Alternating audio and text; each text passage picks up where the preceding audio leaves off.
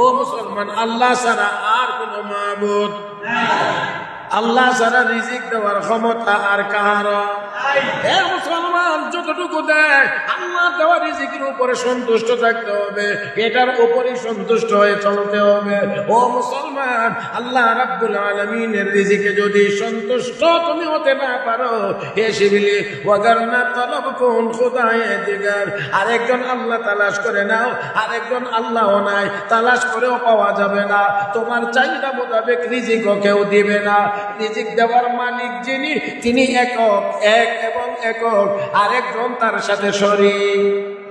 মান কানা ইউরিদুল আজিলাতা আজ্জালনা লাহু ফিহা মা নাশাউ লিমান নুরিদ সুম্মা জাআলনা লাহু জাহান্নাম ইয়াসলাহা মাযমুমান মাদহুরা। ও মুসলমান, আল্লাহ রাব্বুল আলামিন বলেন, আমি যাকে ইচ্ছা তাকে দেব, যতটুকু ইচ্ছা ততটুকু দেব। চাইলেই সবাই পাবে না, যতদূর চাইবে ততটুকু পাবে না। দুনিয়া চাইলেই সবাই পাবে না, বেশি করে চাইলেও বেশি সবাই পাবে না। আমিও যাকে দেব সে পাবে, যতটুকু দেব ততটুকু পাবে। আমরা মনে করি না এই পদ্ধতিতে গেলে মনে হয় বেশি পাওয়া যাবে, এই পদ্ধতিতে গেলে মনে হয় বেশি পাওয়া যাবে, এই সাবজেক্ট নিয়ে লেখাপড়া করলে মনে হয় বেশি টাকা কামাই করা যাবে, ওই পদ্ধতিতে গেলে না না না। আমার ভাইরা, আমার আল্লাহ যতটুকু দিবেন ততটুকুই পাওয়া যাবে, তার বেশি পাওয়া যাবে। ইয়া মাশারাল জিন্নি ওয়াল ইনস ইন ইসতাতা'তুম আন তানফুযু মিন aqতারিস সামাওয়াতি ওয়াল আরদ ফানফুযু লা তানফুযুনা ইল্লা বিসুলতান فبأي آلاء ربكما تكذبان।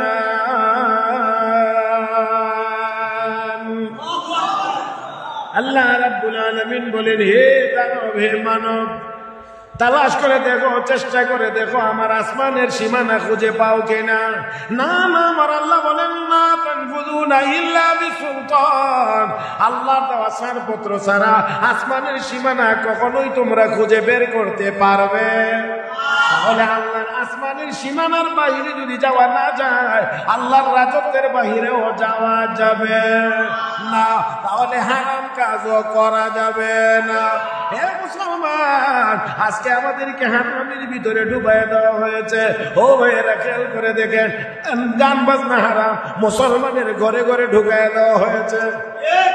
সুদ ঘুষ হারাম, চুরি ডাকাতি হারাম, মদ পান করা হারাম, মুসলমানের রন্ধ্রে রন্ধ্রে ঢুকায় দেওয়া হয়েছে।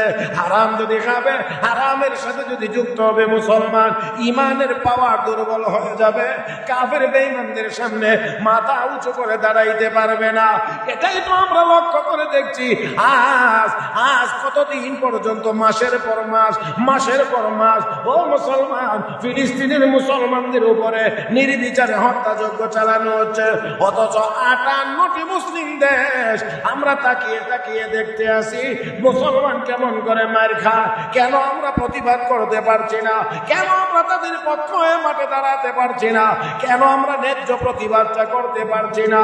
এর একমাত্র কারণ হলো হারাম খাওয়ার কারণে, হারাম কাজ করার কারণে, হারামের সাথে জড়িত হওয়ার কারণে ইমানের স্পিড কমে গিয়েছে, টেম্পার কমে গিয়েছে, আমাদের সাহস কমে গিয়েছে। আর না হয়, আমি প্রায়ই বলে থাকি, শাহজালাল মুজাদ্দিদ ইয়ামানের আল্লাহু আকবার যদি কর্গবেন্দের দালান ভাঙতে পারে, 200 কোটি মুসলমান যদি হারাম মুক্ত হইয়া হালাল পথে জীবন যাপন করে, আমরা যদি সবাই মিলে একবার আল্লাহু আকবার বলতে পারতাম, আমার বিশ্বাস হয় একবার আল্লাহু আকবারের আওয়াজে জারজ রাষ্ট্র ইসরায়েলের নাম ও নিশানা পৃথিবীর জমিনে থাকতে পারে না। اللهم بارك على محمد وعلى آل محمد كما باركت على إبراهيم وعلى آل إبراهيم إنك حميد مجيد।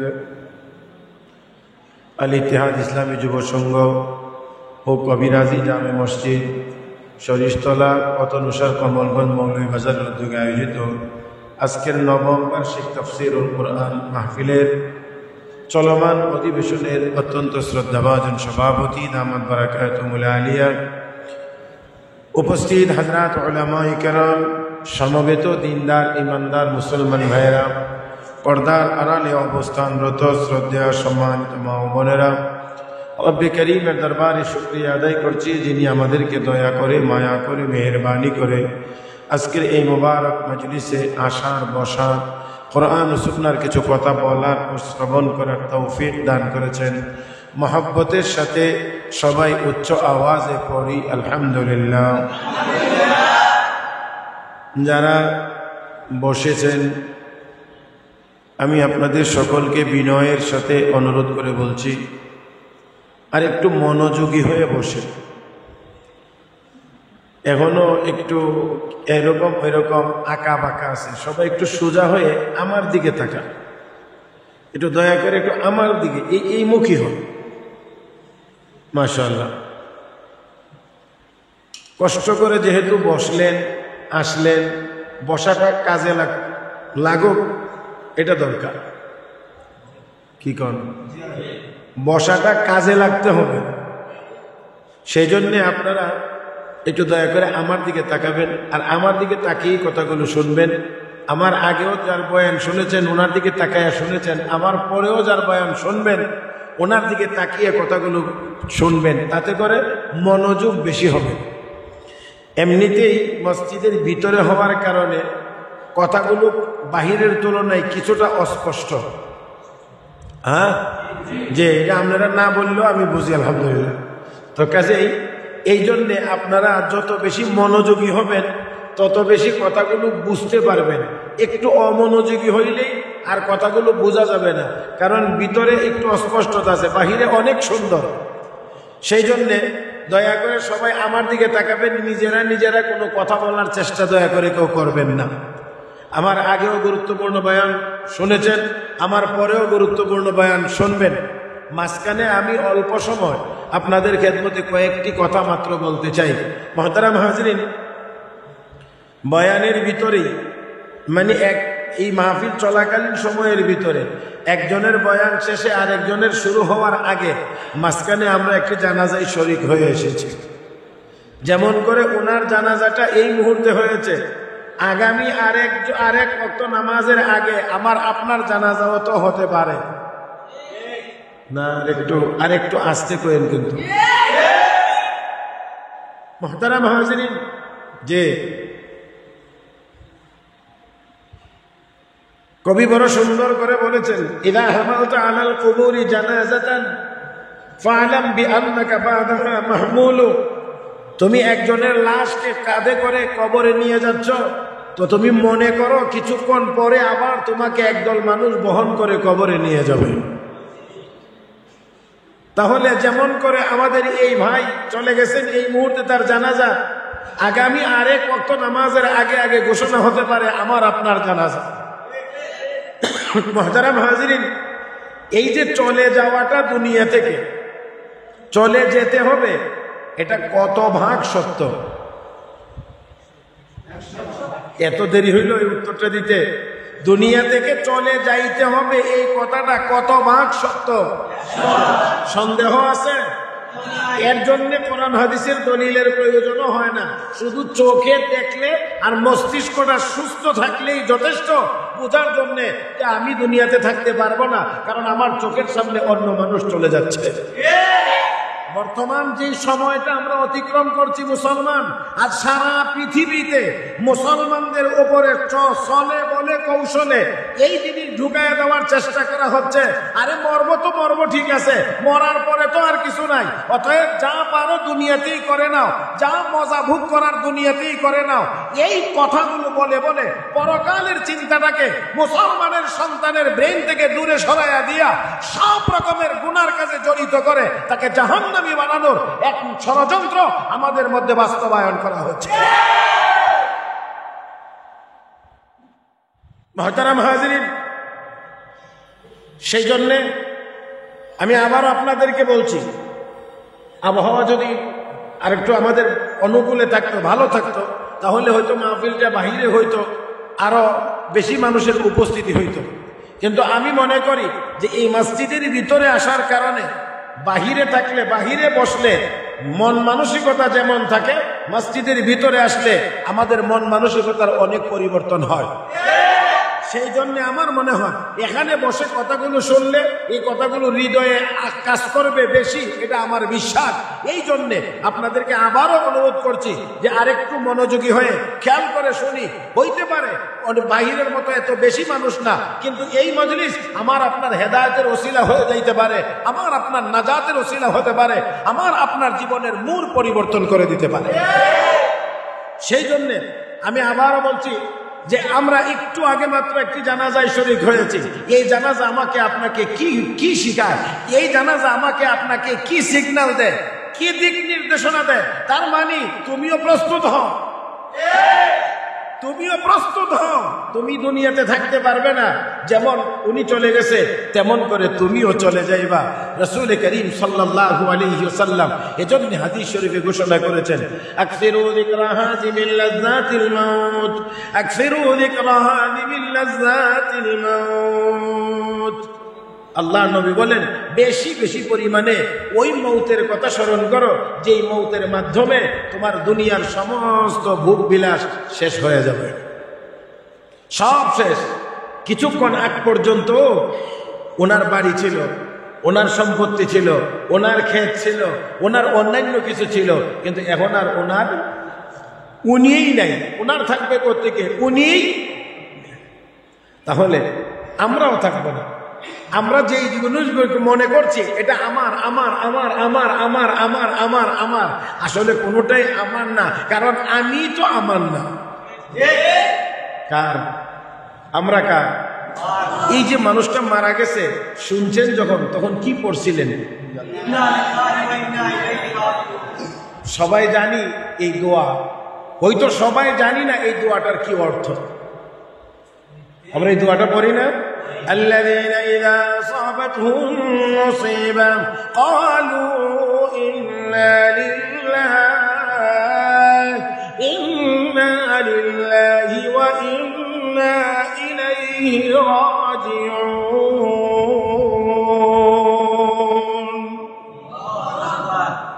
ইন্না লিল্লাহ নিশ্চয় আমরা সবাই কার?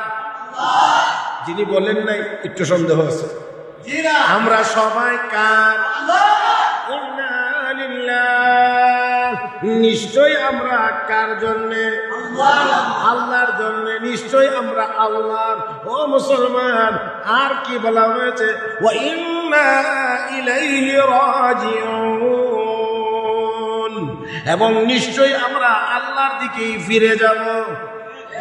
কার দিকে? কার দিকে? যারা বিশ্বাস করে তারাও যাবে, যারা বিশ্বাস করে না তারাও যাবে। বিশ্বাস করলেও যাবে, না করলেও যাবে। বাকি কথা হলো, এই বিশ্বাস যাদের থাকবে তারা দুনিয়ার জীবনে পাপাচার মুক্ত থাকতে পারবে। আর এই বিশ্বাস যদি কারো থাকে না, তাহলে সে লোকটা হবে রূপে মানুষ, লোকটা হবে সার্টিফিকেটের মানুষ। সার্টিফিকেট মানে একাডেমিক সার্টিফিকেট, লেখাপড়া করেছে স্কুলে কলেজে, এই জন্য তার সার্টিফিকেট অমুকের ছেলে অমুক, এই নামে একটা সার্টিফিকেট ইস্যু হবে। আমার ভাইয়েরা, রূপে হবে মানুষ, সুরতে হবে মানুষ, হয়তোবা একাডেমিক সার্টিফিকেটে হবে মানুষ, কিন্তু আল্লাহর দরবারে হবে অমানুষ। আল্লাহ রাব্বুল আলামিনের দরবারে অমানুষ। এই জন্য ওই পরকালের চিন্তা যত বেশি মানুষের ভিতরে আসবে, ওই মানুষটা তত বেশি গুনার কাছ থেকে দূরে থাকতে পারবে এবং দূরে থাকবে। গুনাহ থেকে বাঁচবা, এর চেয়ে বড় আর কোনো হাতিয়ার নাই। একজন মানুষ যদি মনে করে আমি মরে যাব, আমাকে এই জীবনের সকল কর্মকাণ্ডের হিসাব আল্লাহর দরবারে দিতে হবে, যদি সঠিক হিসাব দিতে না পারি আমাকে জাহান্নামের আগুনে জ্বলতে হবে, এই ভয় যদি কারো ভিতরে থাকে, তাহলে তাকে অপরাধ থেকে বিরত রাখার জন্য কোনো বাহিনীর প্রয়োজন হয় না। এই চিন্তাই তাকে সব জায়গায় গুনাহ থেকে বিরত রাখে। আর এই চিন্তাটা যদি কারো ভিতরে থাকে না, তার পিছনে পিছনে পুলিশের পাহারা দিয়েও তাকে পাপাচার থেকে বিরত রাখা যায় না।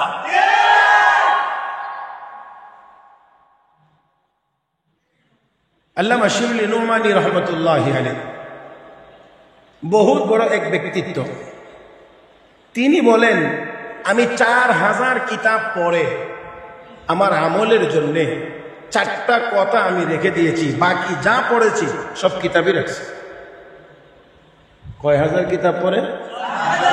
4000 কিতাব পড়ে আমলের জন্যে কয়টা কথা? কয়টা? আর বাকি যা আছে সব কিতাবে রেখে দিছে। চুনি গুপ্তে শিবলি আলী তাবার কে খানদাম কুতুবায় 4000 পসনা মুদম ইসখুম 400 দিগার হাচে খানদাম গুজাশতম আজো ইয়ে নফস তাআত খুদায়ম বকুন ওগরনা তমন্না না নশমকুন দোম বাশ পরে জেগারজ হারাম ওগরনা বেরো আজমুলো কে খুদা সোম বাশ কানে বরিজক কদর ওগরনা তনব কুন খুদায়ে দিগার চাহারম গুনায়ে মকুনি চেজা ওগরনা বেরো তা নবী নদ খুদা। আল্লাহু আকবার। কয় হাজার কিতাব পড়ে কয়টা কথা? 4000 কিতাব পড়ে 4টা কথা পছন্দ করেছেন আমলের জন্য। 1 নাম্বার, নিজেকে নিজে নসিহত করেন, নিজেকে নিজে ওয়াজ করেন, নিজেকে নিজে লক্ষ্য করে বলেন ইয়াকে নফস তাআত খুদায়ম বকুন। হে শিবলি, আল্লাহ রাব্বুল আলামিন তোমাকে আল্লাহর ইবাদতের জন্য বানাইছেন, অতএব তোমাকে আল্লাহর ইবাদতই করতে হবে। ও মুসলমান, হযরত শিবলি নোমানী কি শুধু আল্লাহ ইবাদতের জন্য বানাইছেন? আমাকে আপনাকে কিসের জন্য বানাইছেন? আমার কথা বুঝতে অসুবিধা হয় নাকি? উনি ওনাকে নিজে ওয়াজ করতেছেন, হে শিবলি, আল্লাহ তো তোমাকে শুধু ইবাদতের জন্য বানাইছেন, অতএব তোমাকে আল্লাহর ইবাদত করতেই হবে। তো উনাকেই শুধু আল্লাহ ইবাদতের জন্য বানাইছেন, আমাদেরকে ইবাদতের জন্য বানান নাই? কথা কয় না, বানান নাই? وما خلقت الجن والإنس إلا ليعبدون।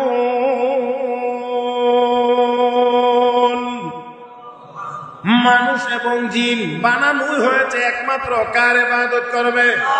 আমরা ইবাদত করব কার? আমরা ইবাদত করব আল্লাহর। কারণ আল্লাহ আমাকে আপনাকে বানাইছেন উদ্দেশ্য ইবাদত, উদ্দেশ্য ইবাদত। তাহলে একটা কথা একেবারে আমার চোখে চোখ রেখে শুনবেন এবং জবাব দিবেন, আল্লাহ আমাকে আপনাকে বানাইছেন শুধুমাত্র আল্লাহর ইবাদত করার জন্য। তাহলে যে ইবাদত করবে সেই তো মানুষ বলে গণ্য হবে, আর যেটা ইবাদত করবে না, এটা যতই সুন্দর হোক দেখতে, এটা আসলে মানুষ না। এটা আসলে মানুষ, এটা মানুষ না, মানুষ না, মানুষ না। তাহলে আমি বলতে পারি হোক ইহুদি, হোক খ্রিস্টান, হোক অন্য কোন ধর্মাবলম্বী, যদি আমার আল্লাহকে মানে না, আল্লাহকে এক বলে স্বীকার করে না, আমার নবীকে শেষ নবী বলে মানে না, যদি ইসলাম ধর্ম মানে না, এটা হাজারো সুন্দর হতে পারে, হাজারো সার্টিফিকেট থাকতে পারে, আল্লাহর দরবারে মানুষ বলে গণ্য হতে পারে না।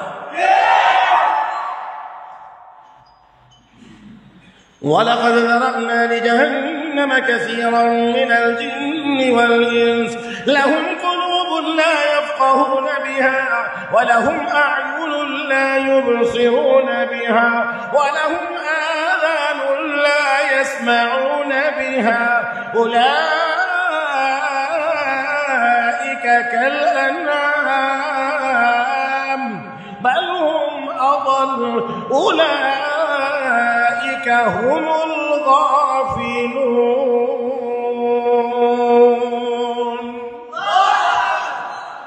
আল্লাহ রাব্বুল আলামিন বলেন অনেক মানুষ আছে, অনেক জিন আছে যাদেরকে জাহান্নামের জন্য বানাইছি। হৃদয় দিয়েছি বুঝে না, চোখ দিয়েছি দেখে না, কান দিয়েছি শোনে না। আমার আল্লাহ উলাইকা কাল আনআম, তারা চতুষ্পদ জানোয়ারের মতো, বাল হুম আদাল। আল্লাহ বলেন আরো নিকৃষ্ট, আরো নিকৃষ্ট। হে মুসলমান, তাহলে আল্লাহকে না মানলে, আল্লাহর বিধান না মানলে, আল্লাহর কুদরত, আল্লাহর কদমে সেজদা না দিলে, আল্লাহর কুদরতের উপরে বিশ্বাস স্থাপন না করলে এটা মানুষ হতে পারে না। ও মুসলমান, তাহলে আসুন মুসলমান যারা, তারাই কেবলমাত্র আল্লাহর দরবারে মানুষ বলে গণ্য হবে। আল্লাহ আমাদের সবাইকে পরিপূর্ণ মুসলমান হওয়ার তৌফিক দান করুন। আল্লাহ নির্দেশও দিয়েছেন পরিপূর্ণ মুসলমান হওয়ার জন্য। রব্বে করিম বলেন, ইয়া আইয়ুহাল্লাযীনা আমানু ইত্তাকুল্লাহা হাক্কা তুকাতিহি ওয়া লা তামুতুন্না ইল্লা ওয়া আনতুম মুসলিমুন। আল্লাহ কয় পরিপূর্ণ মুসলমান না হইয়া মরিও কি না হইয়া, পরিপূর্ণ মুসলমান না হইয়া মরিও। আল্লাহ মুসলমান না হইয়া মরিও না। আর বর্তমান দুনিয়ার জালেমরা কয় মুসলমানই হওয়া যাবে না, মুসলমান রাখাই যাবে না, মুসলমান যেটি আছে এইটিরও কায়দা কৌশল করে মুসলমানিত্ব থেকে দূরে সরাইয়া দেওয়ার চিন্তা। তাহলে একটু আমার দিক খেয়াল করে কথাগুলো শুনবেন বলে আমি আশা করছি। মুহতারাম হাজরিন, হযরত শিবলি নোমানী রহমতুল্লাহি আলাইহি বলেন 4000 কিতাব পড়ে আমলের জন্য 4টা কথাকে পছন্দ করেছি। 1 নাম্বার কি, শিবলি আল্লাহ তোমাকে ইবাদতের জন্য বানাইছেন, অতএব তোমার আর কোনো কিছু করা না করা পরের কথা, আল্লাহর ইবাদত তোমাকে করতেই। যদি আল্লাহর ইবাদত করতে মনে না চায়, যদি আল্লাহর ইবাদত করতে মনে না চায়, করতে যদি পারো না, করতে যদি মনে চায় না, ওয়াগারনা তামান্না ইয়ানা নাশমাকুন, তাহলে আল্লাহর পক্ষ থেকে রিজিকের আশাও তুমি করিও। কারণ যেই মালিকের গোলামি করতে পারবে না, ওই মালিকের পক্ষ থেকে খানির আশা কেমনে করে করো? আমরা চাই উন্নত মানের খানি, কিন্তু সেজদা দেব না। আমরা চাই আমাদের মতো সবকিছু হবে, কিন্তু মালিকের গোলামি করব না। আমার ভাইয়েরা, একজন স্ত্রী যদি স্বামীর অবাধ্য হয়, সে হাজারো যেমন চেষ্টা করলেও শান্তি আর আরামে থাকতে পারে না। আল্লাহর নাফরমানি করে আল্লাহর জমিনে কোনো মানুষ শান্তিতে থাকতে পারে না।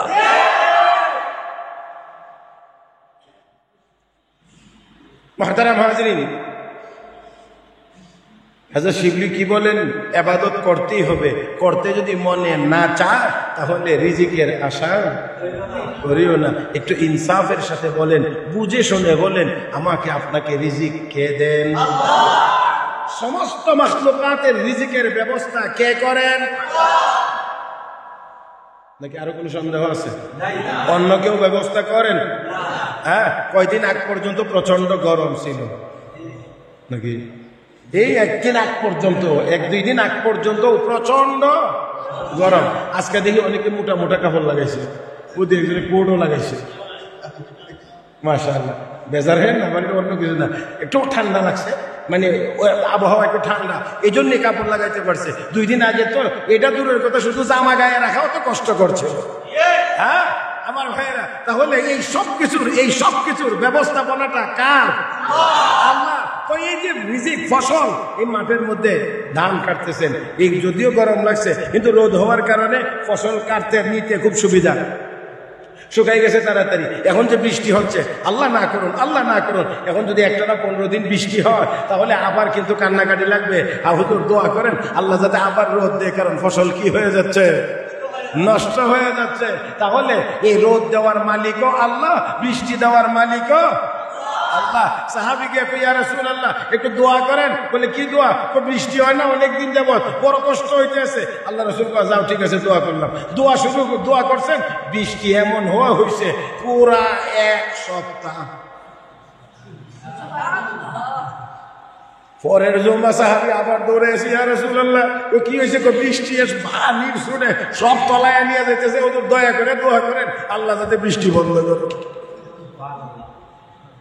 তাহলে আগে দিছিলেন না তো দিলেন কে? দিছেন তো দিছেন, এখন আর বন্ধ করেন না কে? আবার নবী দোয়া করেছেন, আল্লাহ রাব্বুল আলামিন নবীর দোয়ার বরকতে আবার বৃষ্টি বন্ধ করে দিয়েছেন। ও মুসলমান, তারপরেও বুঝে আসে না, তারপরেও বুঝে আসে না। রৌদ্র উঠলে, তাপমাত্রা বেশি বাইরে গেলে ফিরানোর ক্ষমতা, বৃষ্টি হইলে, বৃষ্টি না হইলে বৃষ্টি দেওয়ার মতো ক্ষমতা নাই। বৃষ্টি যদি অনবরত হইতে থাকে, বন্ধ করার ক্ষমতাও, সব ক্ষমতা কার হাতে? বলেন না, সব ক্ষমতা কার হাতে? আল্লাহর হাতে। তাহলে বলেন, এই ফসল, জমিনে ফসল, এই রিজিক কে দেন? না আমরা? আল্লাহ। আমরা তো মাঝে মাঝে বলি আর কি, এবার ফসল ভালো হয়েছে, কয়টা আমাদের কৃতিত্ব। ফসল ভালো হইলে আমরা অনেক সময় বলি কি, এটা আমাদের কৃতিত্ব। তো যে বছর ভালো হয় না, এই বছর গিয়ে কেউ কয় না এটা আমাদের ব্যর্থতা। আল্লাহ তো ভালো হইলে যদি সফলতা মানে কৃতিত্ব যদি নেন, তাহলে যে বছর হয় না বা নষ্ট হয়ে যায়, সেই বছরের ব্যর্থতাও তো আপনাকে নিতে হবে। আল্লাহ এই জন্য আমার আল্লাহ ১৫০০ বছর আগে প্রশ্ন করেন, আফারাআইতুম মা তাহরুসুন আনতুম তাজরাউনাহু আম নাহনু যারিউন। হে বান্দা, ফসল কি তুই ফলাস না আমি ফলাই? তুই ফলাস না আমি ফলাই? ফসল আসলে আল্লাহ রাব্বুল আলামিন ফলাইয়া দেন। এই জন্য আমি মাঝে মাঝে একটা কথা বলি, যদি কেউ মনে করেন ফসল ফলানোর ক্ষেত্রে, ফসল ফলানোর ক্ষেত্রে আপনার অবদান, আমার অবদান, অমুকের অবদান, তো আমি বলি যে এই দান্ডার ভিতরে চাউল নাই, এটা কি কোন আমরা সুসা? আচ্ছা সুসা, ঠিক আছে, আমাদের ব্রাহ্মণবাড়িয়া সুসাই বলে যে এই দান্ডার ভিতরে কি নাই? চাউল নাই। তো এই দান্ডাও তো বাইরে ছিল, এটা এটা বের হয়েছিল না সরার মধ্যে, এটাও ছিল, অন্যগুলোর মধ্যে চাউল হইলো, এটার মধ্যে চাউল নাই। আমার আল্লাহ কয়, ওই পণ্ডিতেরা যারা মনে করস ফসল তোরা ফলাস, তো খালি বক্স দিয়ে দিলাম, এটার ভিতরে চাউল তোরা ঢোকা। আমি তো সবগুলোর মধ্যে দিলাম, যে কয়টা খানি আছে এই কয়টার ভিতরে তোরা একটু চাউল দেওয়ার ব্যবস্থা কর। আজ পর্যন্ত আমার ভাইয়েরা, সায়েন্স কত অগ্রসর হয়েছে, টেকনোলজি কত উন্নতি লাভ করেছে, কিন্তু আজ পর্যন্ত এমন তো শুনি নাই যে একটা ধানের ভিতরে চাউল দেওয়ার মতো কোন টেকনোলজি আবিষ্কার হয়েছে। তাহলে বুঝতে হবে রিজিক কার হাতে? তো আল্লাহর কাছ থেকে যদি রিজিক চান, যদি আশা করেন যে আল্লাহ আমাকে আপনাকে রিজিক দেবেন, তাহলে অবশ্যই আল্লাহর গোলামি করতেই হবে। বলছিলাম সময় আমার খুব বেশি না, এই জন্যে আমার দিকে তাকিয়ে কয়টা কথা না, কয়টা কথা? 4টা কথা। 1 নম্বর কথা হলো, আল্লাহ তোমাকে ইবাদতের জন্য বানাইছেন, ইবাদত তোমাকে করতেই হবে। যদি ইবাদত করতে মনে না চায়, তাহলে তুমি মালিকের পক্ষ থেকে রিজিকের আশা করতে পারো না। 2 নম্বর, दोअंबा से परहेज़गार अज़ हराम वो अगर न बेरो आज मुल्के खुदा। আল্লাহ রাব্বুল আলামিন তোমার জন্য কিছু জিনিস হারাম করেছেন, কিছু হালাল করেছেন। হালালগুলো অর্জন করবা, হারামগুলো বর্জন করবা। যেগুলো হারাম এইগুলোর কাছে যাওয়া যাবে না। কথা বললেন? যেগুলো হারাম এইগুলোর কাছে যাওয়া যাবে। সুদ খাওয়া হালাল না হারাম? ঘুষ খাওয়া হালাল না হারাম? মদ খাওয়া হালাল না হারাম? হে মুসলমান, তাহলে এইগুলোর কাছে যাওয়া যাবে না। সুদ খাওয়া যাবে না, ঘুষ খাওয়া যাবে না, মদ পান করা যাবে না। গান শোনা হালাল না হারাম? জোরে কোন, গান শোনা, গান গাওয়া হালাল না হারাম? হে মুসলমান, তাহলে গান গাওয়া যাবে না, গান শোনা যাবে না। কিন্তু দুর্ভাগ্য আমাদের এই মুসলমানের দেশে অনেকের কাছে গান ভালো লাগে, কোরআনের তিলাওয়াত ভালো লাগে না। মুসলমানের সন্তান জি গান ভালো লাগে, গানের অনুষ্ঠান ভালো লাগে, কিন্তু কোরআনের তেলাওয়াত ভালো লাগে না, কোরআনের অনুষ্ঠান তার কাছে ভালো লাগে না। তবে একটা কথা মনে রাখতে হবে, আপনার আমার কাহারই যদি কোরআন ভালো লাগে না, কোরআনের তেলাওয়াত ভালো লাগে না, এতে করে কোরআনের বিন্দু পরিমাণ কোনো অসুবিধা হবে না। কোরআনের ইজ্জত সম্মান এতে করে বিন্দু পরিমাণ কমবে না। মুহতারাম হাজিরিন, বাকি কথা হলো, কোরআনকে যদি কেউ মানে না, কোরআনের তেলাওয়াত তার কাছে ভালো যদি লাগে না, তাহলে তার নিজের কপাল পড়বে, কোরআনের কোনো অসুবিধা হবে না। কোরআন কার কালাম, কোরআন কার কালাম? আল্লাহর কালাম। আল্লাহ হেফাজত করবেন, আল্লাহর কালাম আল্লাহ ঠিক রাখবেন। আল্লাহর যতদিন ইচ্ছা ততদিন জমিনে রাখবেন। যখন আল্লাহর ইচ্ছা হবে জমিন থেকে আল্লাহর কালাম উঠায় নেওয়ার, আল্লাহ তখন উঠায় নিয়ে যাবেন। মুহতারাম হাজিরিন, বাকি আমরা যদি কোরআন পড়ি, কোরআন অনুযায়ী চলি, কোরআনের সাথে যদি সম্পর্ক ভালো রাখি, তাহলে মর্যাদা আমাদের বাড়বে। এটা বুঝায় বলার মতো আর লম্বা করে কথা বলার মতো না। এই কথাগুলো আমরা সবাই জানি। রাহমাতুল্লিল আলামিন নবী মুহাম্মদুর রাসূলুল্লাহ সাল্লাল্লাহু আলাইহি ওয়াসাল্লাম যেই সময় এসেছিলেন, ওই বর্বর মানুষগুলোকে এক কোরআন নবী শিখাইয়া স্বর্ণের মানুষে রূপান্তরিত করেছিলেন। কালো বেলাল কুসরি বিশ্রী বেলাল এই কোরআন গ্রহণ করার কারণে সারা দুনিয়াতে দামি হয়ে গিয়েছেন। যেই মানুষগুলোকে তারা গরিব মানুষ অথবা নিম্ন শ্রেণীর মানুষ বলতো, সেই মানুষগুলো কোরআন গ্রহণ করে সারা পৃথিবীতে দামি হয়ে গেছে। যে আবু জাহেল নিজেকে অনেক বেশি দামি মনে করত এবং সমাজের লোকেরা তাকে বড় নেতা বলে মনে করত, সেই আবু জাহেল কোরআনের বিরোধী হওয়ার কারণে দুনিয়াতেও লাঞ্ছিত, পরকালেও লাঞ্ছিত। আল্লাহ আমাদের সবাইকে কোরআনের সাথে মহব্বত রাখার তৌফিক দান করুন। তো বলতে চাইছিলাম, হারাম যেগুলো সেইগুলো থেকে দূরে থাকতে হবে। এবার যুবকেরা একটু ইনসাফের সাথে একটু চিন্তা ভাবনা করে বলতে হবে। এবার গান বাজনার কাছে থাকতে হবে। বুঝাইতে পারিনি মনে হয়? তাহলে আবারও বলছি, গান বাজনার খুব কাছে থাকতে হবে। গান বেশি করে গাইতে হবে, গান বেশি করে শুনতে হবে। জি না, এইটা মাহফিলে যখন বসি তখন মানে সাথে সাথে খুব জোরে জোরেই বলি এবং বলতে খুব অসুবিধা হয় না, খুব অসুবিধা হয় না, কিন্তু বাস্তবায়নটা একটু কঠিন হয়, বাস্তবতাটা একটু কঠিন হয়। দেখেন, মুসলমানের সন্তান কোরআন পড়তে জানে না, কোরআনের তেলাওয়াত জানে না, নামাজ পড়তে গেলে যে কয়টা সূরা লাগে এই কয়টা সূরাও জানে না। এর চেয়ে দুর্ভাগ্য আর আমাদের কি হতে পারে? তারপরেও যতটুকু এখনো কোরআনের প্রতি মানুষের মহব্বত, ভালোবাসা, ভক্তি, শ্রদ্ধা এখনো যতটুকু আছে ততটুকুও যেন না থাকে, সেই জন্য আন্তর্জাতিক চিল কাঠ শকুনেরা এই বাংলার আকাশে চক্কর লাগাইতে আছে। এটা শুধুমাত্র ছোট করে দেখার মতো না, সারা পৃথিবীর ইন্টারন্যাশনাল চিল কাঠ শকুনেরা আমাদের এই বাংলার আকাশে চক্কর দিতে আছে। সতর্ক থাকতে হবে। আমরা মুসলমান, কোরআন নিয়েই আমরা বাঁচতে চাই, কোরআন নিয়েই আমরা মরতে চাই। আল্লাহ আমাদের সবাইকে তৌফিক দান করুন।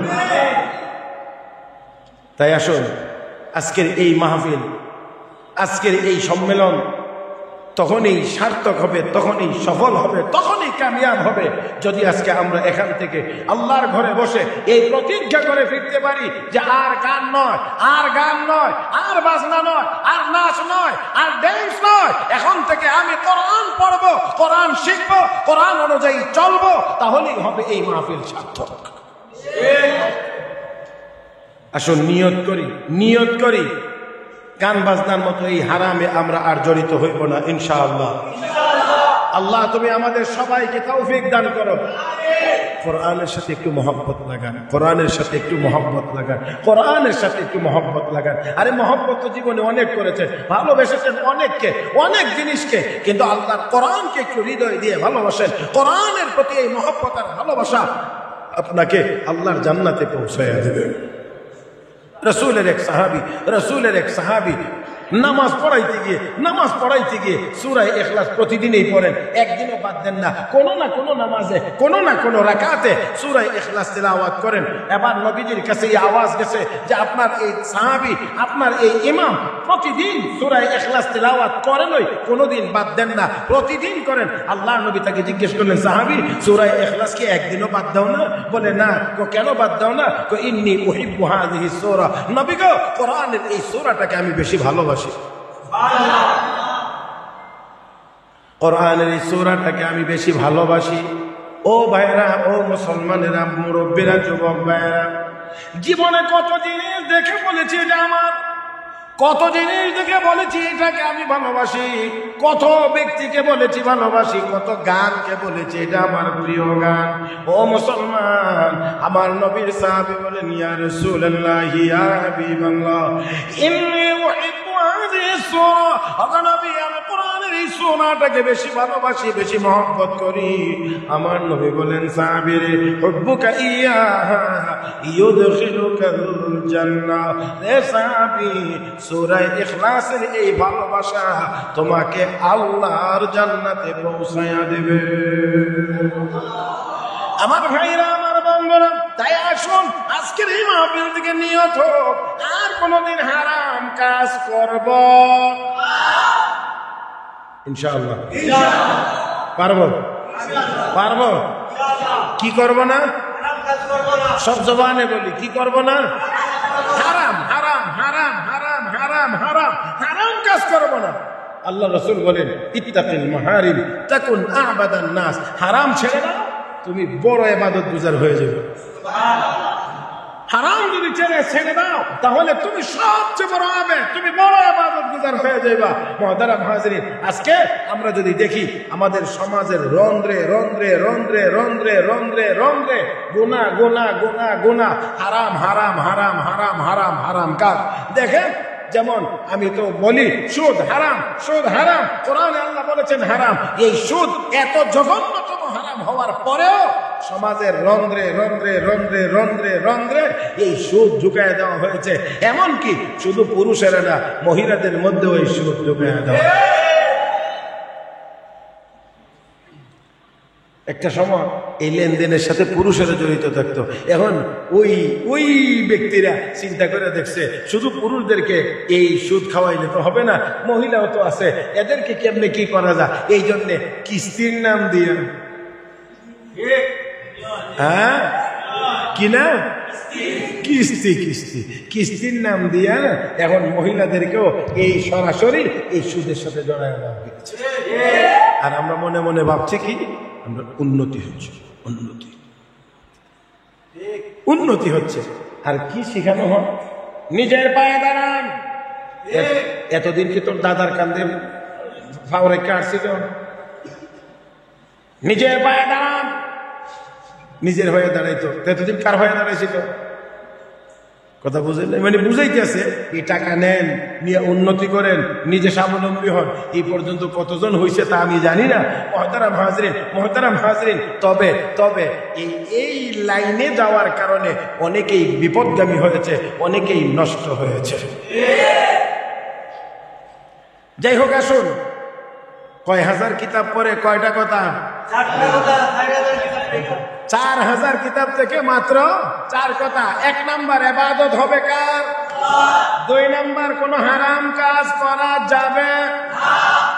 হ্যাঁ শিবলি, যদি হারাম তোমাকে করতে মনে চায়, যদি হারাম করতে মনে চায়, হারাম তো করতে পারবে না, হারাম থেকে দূরে থাকতে হবে। যদি হারাম করতে মনে চায়, ওগর না বেরো আজ মুলুকে খোদা,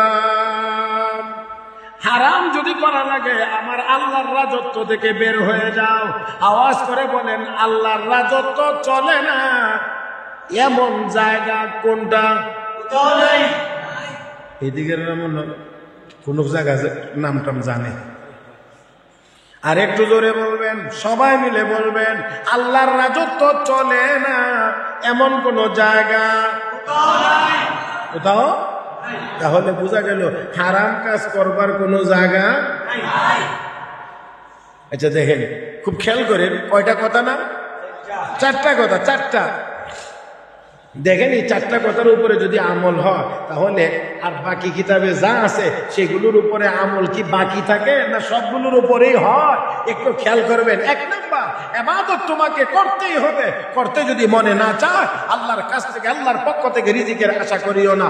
2 নাম্বার, হারাম কাজ করতে পারবে না, যদি করতে মনে চায় আল্লাহর রাজত্বের বাহিরে চলে যাও। তাহলে আল্লাহর রাজত্বের বাহিরে কোনো জায়গা জোরে কর নাই, নাই, নাই। অতএব যদি নাই, তাহলে বোঝা গেল হারাম কাজ করার কোনো জায়গা। সুদ খাওয়ার জায়গা আছে? ঘুষ খাওয়ার, চুরি করার, দুর্নীতি করার নাই। কিন্তু তারপরেও আমাদের দেশে করেনি চুরি, ডাকাতি, দুর্নীতি। আর এখন নীতিই নাই, এখন আর নীতি নাই, যা আছে দুর্নীতি। আল্লাহ, আমাদের ওই ছোট সময় শুনছিলাম এক ব্যক্তি বলছিল কোন জিনিস খাঁটি নাই, এই কথাটা খাঁটি। মনে সবাই বুঝছেন না, খাঁটি নাই যে এই কথাটাই খাঁটি। যেটাই চাইবেন এটার মধ্যে গিয়া দেখেন শুধু শুধু বেজাল বেজাল বেজাল। একটা হাসির গল্প আছে আর কি, এই জন্য এক লোক নাকি বিষ খাইছে, মরে যেত। কারণ বিষ খাইয়াও মরে না। হায় হায়, বিষের মধ্যে করে এটা খাইয়াও মরে না।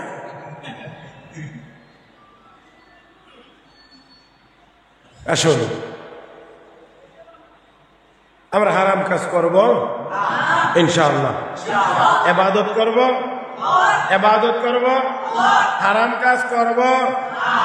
করতে হলে কোথায় যাইতে হবে? যেখানে আল্লাহর রাজত্ব নাই, চলে না এমন জায়গা, এমন জায়গা।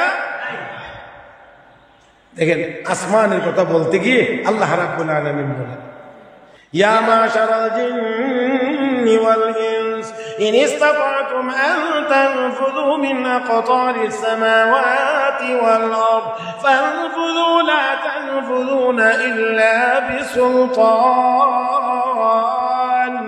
ফাবিআইয়ি আলা'i রাব্বিকুমা তুকাযযিবান।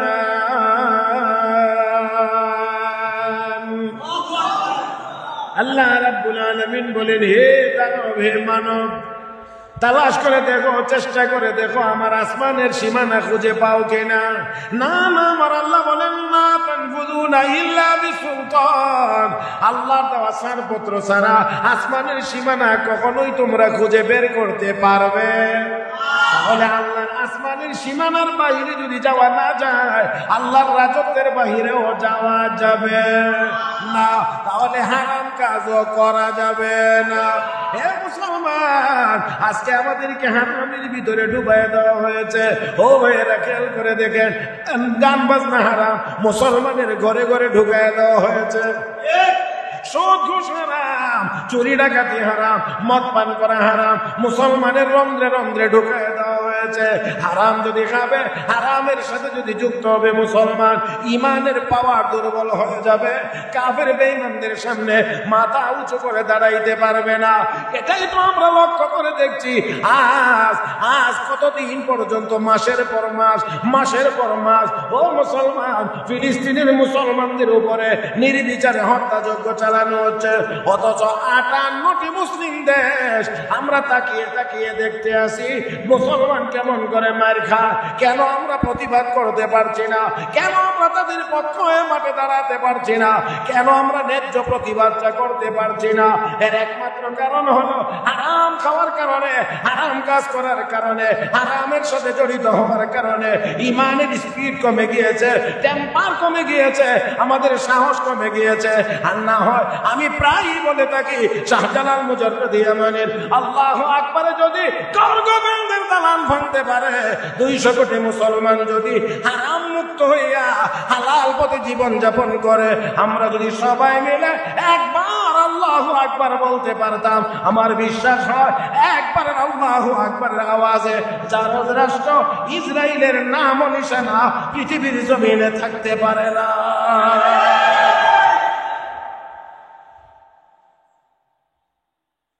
কিন্তু আমাদের আজকে মোটা দেহ আছে, কিন্তু শক্তি সাহস নাই। আমার ভাইয়েরা, সাহাবায়ে কেরাম পেটে পাথর বাঁধছিল, ঠিক মতো খাইতে পারেন না, কিন্তু ঠিক মতো খাইতে পারেন না, কিন্তু তাদের হিম্মত ছিল আকাশ চুম্বি।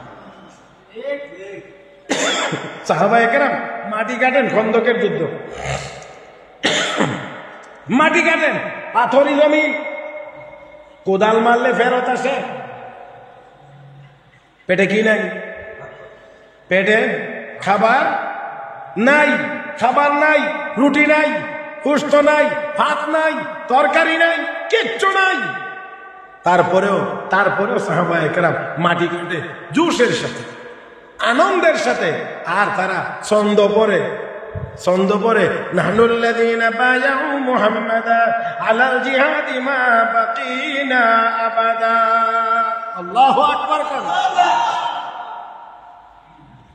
সাহাবায়ে কেরামের পেটে ভাত না থাকলেও ইমানি শক্তি কত মজবুত বলেন কি তারা? আমরা ওই সমস্ত লোক, আমরা ওই সমস্ত মানুষ যারা মুহাম্মদুর রাসূলুল্লাহর হাতে বায়াত গ্রহণ করেছি। যতদিন পর্যন্ত জিন্দা থাকবো ততদিন পর্যন্ত নবীর সঙ্গী হয়ে ইসলামের পক্ষে কাফের বেঈমানদের মোকাবেলায় জিহাদ করে যাব। কাফের বেঈমানদের মোকাবেলায় জিহাদ করে যাব। সাহাবায়ে কেরাম পেটে ভাত নাই, কিন্তু তারপরেও তাদের হিম্মত ছিল যতক্ষণ বেঁচে থাকবো আমরা রাসূলের সঙ্গী হয়ে ইসলামের পক্ষে কাফের বেঈমানদের বিরুদ্ধে আমরা জিহাদ চালিয়ে যাব। আমরা এখন পেটে ভাত আছে, ঘরে আরামের ব্যবস্থা আছে, সব আছে, কিন্তু আমরা তাদের সামনে সাহস করে কোনো কথা বলতে পারি না। তার কারণ আমাদের পেটে হারাম, আমাদের পোশাকে হারাম। সেজন্য নবীও বলেছেন মাতামুহু হারামুন ওয়া মাশরাবুহু হারামুন ওয়া মালবাসুহু হারাম ওয়া ইয়াকুলু ইয়া রাব্বি ফাআন্না ইউস্তাজাবু লাহু। আল্লাহ রাসূল কয় পেটের ভিতরে খাদ্য খাইছে, ঢুকাইছে হারাম, পান করছে হারাম, কাপড় পরিধান করছে তো হারাম উপার্জিত টাকা দিয়ে কাপড় পরিধান করছে, আর হাত তুলে দোয়া করে আল্লাহ আল্লাহ আল্লাহ। আমার নবী কয় ফাআন্না ইউস্তাজাবু লাহু, তার দোয়া কেমন করে কবুল করা হবে? তার দোয়া তো কবুল হবে না। আল্লাহ আমাদের সবাইকে বুঝার তৌফিক দান করুন, বলি আমিন। কয়টা কথা গেল? হ্যাঁ, দুইটা। এক নাম্বার, ইবাদত করতেই হবে কার? না হলে আল্লাহর পক্ষ থেকে রিজিকের আশা করা যাবে না। নাম্বার দুই, হারাম কাজ করা যাবে যদি হারাম করতে মনে চায় আল্লাহর রাজত্বের সীমানার বাহিরে গিয়ে করতে হবে। আসেন নাম্বার তিন, সময় আমার ফুরিয়ে আসছে, আমি আমার কথাগুলো শেষের দিকে নিয়ে যাচ্ছি। আল্লামা শিবলি নোমানি 3 নাম্বার বলেন সুআম্বা শেখানে বরিজকে কদর ওয়াগার না তলব কোন খোদায়ে দিগার। আরে শিবলি, আল্লাহ রাব্বুল আলামিন তোমার জন্য প্রতিদিন রিজিক বরাদ্দ দিয়েছেন, যতটুকু দিয়েছেন ততটুকুর উপরে তোমাকে সন্তুষ্ট থাকতে হবে। আমাকে আপনাকে রিজিক কে দেন? তিনি বলেন যতটুকু দিয়েছেন এতটুকুর উপরে তোমাকে সন্তুষ্ট থাকতে হবে। যদি আল্লাহ দেওয়া রিজিকের উপরে তুমি সন্তুষ্ট থাকতে না পারো তাহলে আরেকজন খোদা, আরেকজন আল্লাহ তুমি তালাশ করে নাও। ও মুসলমান, আমাদের কি আরো কোনো আল্লাহ আছে? এ মুসলমান, আওয়াজ করে বলেন আরো কোনো মাবুদ আছে? রিজিক দেওয়ার মতো ক্ষমতাওয়ালা আরো কেউ আছে? লা ইলাহা ইল্লাল্লাহ মুহাম্মাদুর রাসূলুল্লাহ। লা ইলাহা ইল্লাল্লাহ। জবান খুলেন, জবান খুলেন, জবান খুলেন। লা ইলাহা ইল্লাল্লাহ, লা ইলাহা ইল্লাল্লাহ, লা ইলাহা ইল্লাল্লাহ মুহাম্মাদুর রাসূলুল্লাহ। ও মুসলমান, আল্লাহ ছাড়া আর কোন মাবুদ নাই। আল্লাহ ছাড়া রিজিক দেওয়ার ক্ষমতা আর কারো এ মুসলমান, যতটুকু দেয় আল্লাহ দেওয়া রিজিকের উপরে সন্তুষ্ট থাকতে হবে, এটার উপরে সন্তুষ্ট হয়ে চলতে হবে। ও মুসলমান, আল্লাহ রাব্বুল আলামিনের রিজিকে যদি সন্তুষ্ট তুমি হতে না পারো, হে শিবিলি ওয়াগারনা তলব কোন খোদায়ে দিগার, আরেকজন আল্লাহ তালাশ করে নাও। আরেকজন আল্লাহ নাই, তালাশ করেও পাওয়া যাবে না। তোমার চাহিদা মোতাবেক রিজিকও কেউ দিবে না। রিজিক দেওয়ার মালিক যিনি, তিনি একক, এক এবং একক, আরেকজন তার সাথে শরীক। মান কানা ইউরিদুল আজিলাতা আজ্জালনা লাহু ফিহা মা নাশাউ লিমান নুরিদ সুম্মা জাআলনা লাহু জাহান্নাম ইয়াসলাহা মাযমুমান মাদহুরা। ও মুসলমান, আল্লাহ রাব্বুল আলামিন বলেন আমি যাকে ইচ্ছা তাকে দেব, যতটুকু ইচ্ছা ততটুকু দেব। চাইলেই সবাই পাবে না, যতদূর চাইবে ততটুকু পাবে না। দুনিয়া চাইলেই সবাই পাবে না, বেশি করে চাইলেও বেশি সবাই পাবে না। আমি যাকে দেব সে পাবে, যতটুকু দেব ততটুকু পাবে। আমরা মনে করি না এই পদ্ধতিতে গেলে মনে হয় বেশি পাওয়া যাবে, এই পদ্ধতিতে গেলে মনে হয় বেশি পাওয়া যাবে, এই সাবজেক্ট নিয়ে লেখাপড়া করলে মনে হয় বেশি টাকা কামাই করা যাবে, ওই পদ্ধতিতে গেলে না না না। আমার ভাইয়েরা, আমার আল্লাহ যতটুকু দিবেন ততটুকুই পাওয়া যাবে, তার বেশি পাওয়া যাবে। اگر روزی بدا نشدر فزوده زدانا تنگ تر روزی نبوده بنادا چنا روزی رساند که دانا اندرا را بماند। শিক্ষিত হইলে যদি ধনী হওয়া যেত তাহলে দুনিয়ার কোন শিক্ষিত মানুষ গরিব থাকতো না। দুনিয়ার কোন শিক্ষিত মানুষ গরিব থাকতো না। অথচ অনেক অশিক্ষিত মানুষ এত টাকার মালিক, শিক্ষিত মানুষেরা তার টাকার হিসাব করে। অশিক্ষিত মানুষ ভালো করে সই দিতে জানে না, এবারে কোটি কোটি কোটি কোটি টাকার মালিক, আর বড় বড় শিক্ষিতরা তার টাকার খালি হিসাব করে। আর দেখলে স্যার, জি স্যার, জি স্যার, জি স্যার, জি স্যার, জি স্যার, 10 কোটি ঢুকছে। হ্যাঁ স্যার 5 কোটি টাকা আজকে দিই, অমুক কানে পাঠাইতে হবে, দিতে হবে। তাহলে খালি এই হলো অবস্থা। যে বেচারা ভালো করে সিগনেচারও করতে জানে না, সেই লোক হয় কোটি কোটি টাকার মালিক, আর বড় বড় শিক্ষিত হয় তার টাকার হিসাব রক্ষক। তাহলে বুঝতে হবে এই রিজিক কমায়া দেওয়া বাড়ায়া দেওয়া এটার মালিক কে? আল্লাহু ইয়াবসুতুর রিজকা লিমান ইয়াশাউ ওয়া ইয়াকদির। আল্লাহ যাকে চান রিজিক বাড়ায়া দেন, যাকে চান রিজিক কমায়া দেন। মুহতারাম হাজিরিন, তাহলে আসুন শিবলি নোমানী রহমতুল্লাহি আলাইহি বলেন, এ শিবলি, আল্লাহর রিজিকের উপরে তোমাকে সন্তুষ্ট করতে হবে। যদি অসন্তুষ্ট হও তাহলে তুমি আরেকজন আল্লাহ তালাশ করে নাও। আরেকজন আল্লাহ আছে? লাউ কানা ফীহিমা আলিহাতুন ইল্লাল্লাহ লাফাসাদাতা। আল্লাহ বলেন আসমান জমিনে যদি আল্লাহ ছাড়া আরো কোনো আল্লাহ থাকতো তাহলে আসমান জমিন ধ্বংস হয়ে। 4 নাম্বার, এই 4 নাম্বার কথাটা বলেই আমার আজকের আলোচনা শেষ হবে ইনশাআল্লাহ। মুহতারাম হাজিরিন, আচ্ছা শিবলি নোমানী রহমতুল্লাহ আলাইহি নিজেকে নিজে লক্ষ্য করে বলছেন, চাহারম গুনাহে মকুন হিচে যা, চাহারম গুনাহে মকুন হিচে যা, ওয়াগার না বেরোতা নবী নদ খোদা। হে শিবলি, কোন জায়গায় কখনোই কোন গুনার কাজ করা যাবে কি করা যাবে না? গুনার কাজ করা যাবে না, গুনার কাজ করা যাবে না। আর আমরা গুনার সাগরে হাবুডুবু খাইতে আছি। কোন গুনার কাজ করা যাবে না। এসে মিলিয়ে যদি গুনার কাজ করতে মনে চায় তোমার, যদি তোমার গুনার কাজ করতে মনে চায়, এমন জায়গায় গিয়ে গুনার কাজ করো যেই জায়গায় গুনাহ করলে তোমাকে আল্লাহ দেখবে না। বলেন দেখি কোন জায়গায়, কোন জায়গায় গিয়ে গুনাহ করলে আল্লাহ দেখবেন না? একটু বলেন, বলেন এমন কোন জায়গা কি আছে যেখানে গিয়ে গুনার কাজ করলে আল্লাহ দেখবেন না? তাহলে আল্লাহর চোখের আড়ালে যাওয়া যাবে না, অতএব গুনার কাজও করা যাবে। হ্যাঁ, সব জায়গায় আল্লাহ দেখেন, সব সময় আল্লাহ দেখেন। পানির উপরেও আল্লাহ দেখেন, পানির নিচেও আল্লাহ দেখেন, পাহাড়ের গুহায়ও আল্লাহ দেখেন, বিমানে উঠলেও আল্লাহ, পর্দার ভিতরে গেলেও, হ্যাঁ পর্দার ভিতরে গেলেও আল্লাহ দেখেন। আল্লাহ দেখেন না এমন কোন জায়গা নাই। হে মুসলমান, একটু সামান্য খেয়াল করেন, একটু মনের ভিতর থেকে একটু খেয়াল করেন। তা হলো আমার আল্লাহ আমাকে দেখতে আছেন, আমার আল্লাহ আমাকে দেখতে আছেন, আমার আল্লাহ আমাকে সব সময় দেখতে আছেন। এই কথাটা যদি একজন মানুষ তার ভিতরে সেটিং দিতে পারে যে আমাকে আমার আল্লাহ দেখতে আছেন, ও মুসলমান, ওই লোকটা গুনার কাজ করতে পারবে না, গুনার কাজ তার দ্বারা কোনোদিন হবে না। আমার ভাইরা, আমার বন্ধুরা, ভালো করে খেয়াল করে দেখেন, আল্লাহ দেখতেছেন।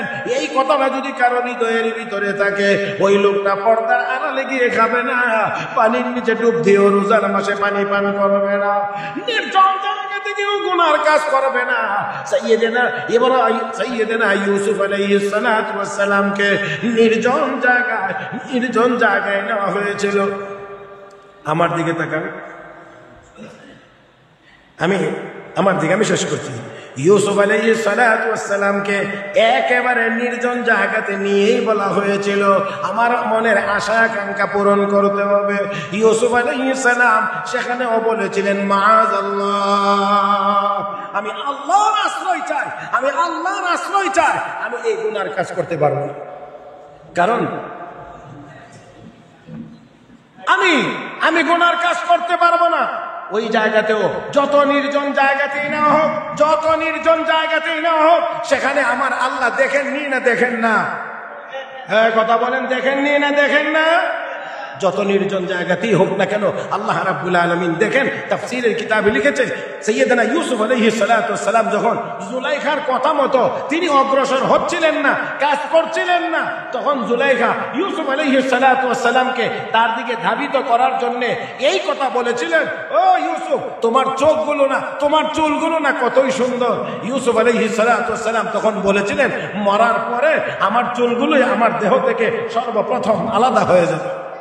ইউসুফ আলাইহিস সালামকে তখন বলা হয়েছিল, ইউসুফ, তোমার চোখগুলো না কতই সুন্দর। ইউসুফ আলাইহিস সালাম তখন বলেছিলেন, মরার পরে এই চোখগুলো পানি হয়ে আমার এই দিক দিয়ে বেয়ে বেয়ে জমিনে পড়বে।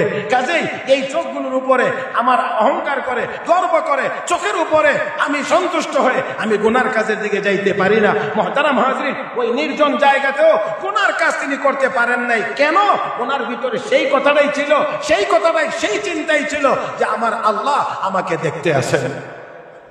মুহতারাম উপস্থিতি, মুহতারাম হাজরিন, আমি আগেই বলছি আমি কথা লম্বা করব না, কথা শেষ করছি। চারটা কথাই শুধুমাত্র আজকে আমার বলার ছিল।